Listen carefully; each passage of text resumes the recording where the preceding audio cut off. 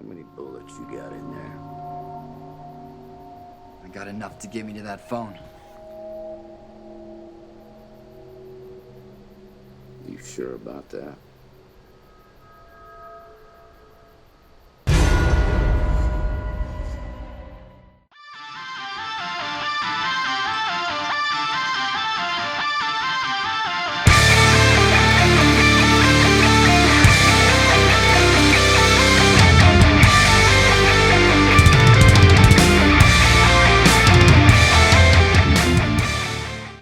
So we are talking about the movie The Emeryville Experiments, which is also known as Emeryville, A Forgotten Village. Now this one is written and directed by Pritesh Chheda, who also has a role in the movie.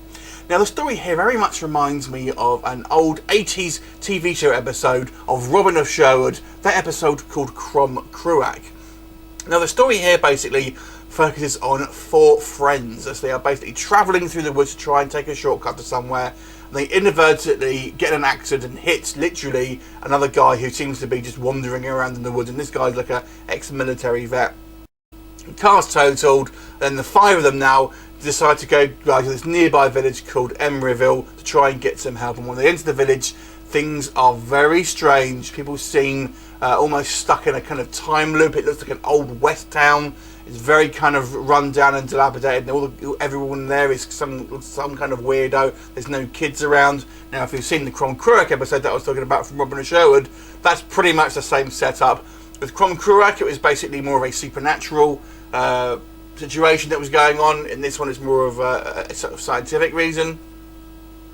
But obviously, as our kind of like our group of friends just, stay the night because they're trying to wait for a mechanic, things go from bad to worse for them. So, what do I think of this movie? Because I'm not going to tell you any more about the plot, because you have to go and see it if you want to watch it.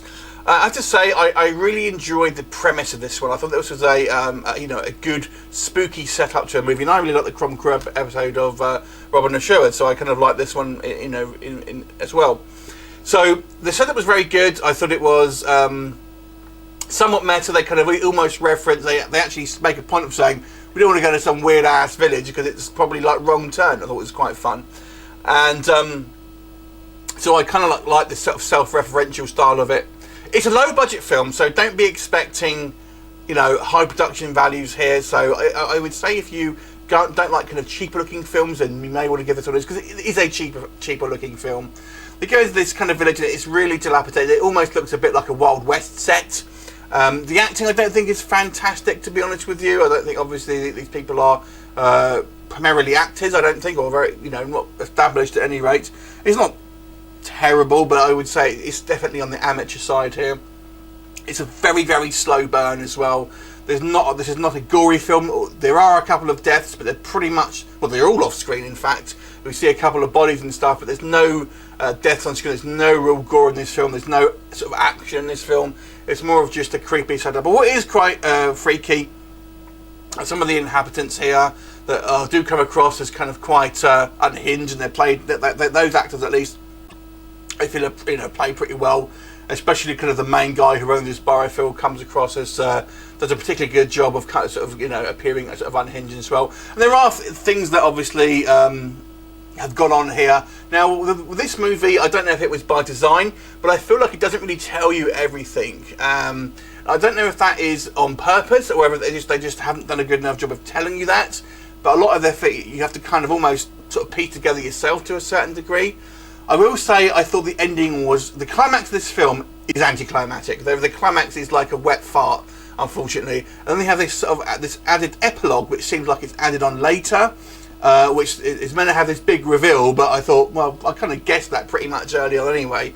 So I felt the ending of this film was pretty weak, I've got to say, on two counts. But overall, it did have a creepy atmosphere. I kind of liked some of the atmosphere that it's kind of building up of this kind of like this the kind of look of these kind of villages. It looks very much like a kind of Village of the Damned thing. So I kind of like that sort of freaky kind of side to it. But overall, it's kind of a bit of a slow film. The kind of the budget does certainly show through in the kind of the production value and all that kind of stuff. But I still kind of liked it to a certain degree. I'm going to give this movie a 4.5 out of 10. Have you seen it? What did you think of it? Leave me a comment and I'll look forward to seeing you next time. Bye for now.